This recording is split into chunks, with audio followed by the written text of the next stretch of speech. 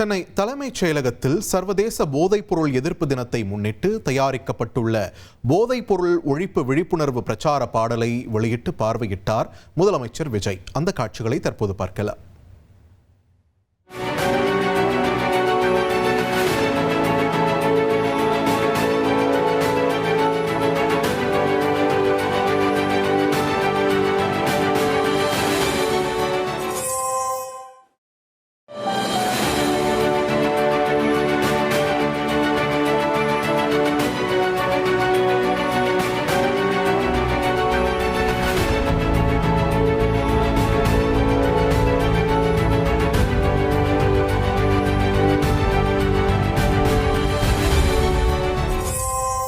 ஒரு கோடியே 31 லட்சம் மனங்களை வென்ற தந்தை TV YouTube channel.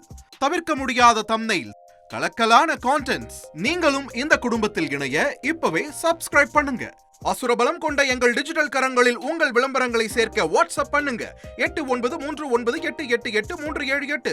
Email advttv@dttv.in.